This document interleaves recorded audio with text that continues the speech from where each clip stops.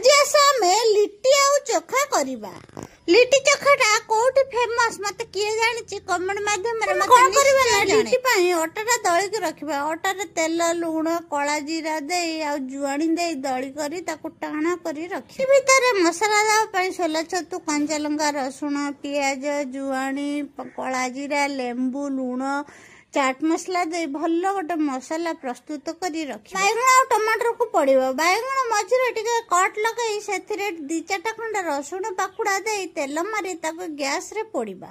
Tomato मध्य gas रे पोड़ी करी आलू मध्य 2टा सिजाई करी ताको चोपा छड़ाई करी रखिबा। लिट्टीटा को गच्छ करी कि ताको साइज करी कि ता भीतर गोल आकृति करी ता भीतर पर दे ताको गोल आकृति करी ताको सब गढ़ी करी रखिबा। तापरे ताको कोन करबा ना किछटा कढ़ाई रे दे कि एपट सेपट करी कि भाजीबा ता संगे गैस रे पोड़ीबा एपट सेपट करी कि मन ना टिके बेसी पोड़ी हे गला। देखंतु लिट्टी गुडा को एपट सेपट करी कढ़ाई रे भलो भाबरे भाजी करी काढिले। तापरे आसंतु चोखा प्रस्तुत करिबा।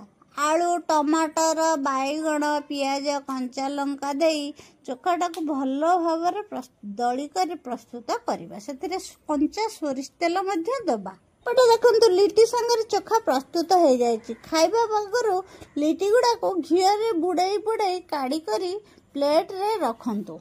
तापरे ताकू चोखा रे लगई करी खांतु। देखिबे केते टेस्ट।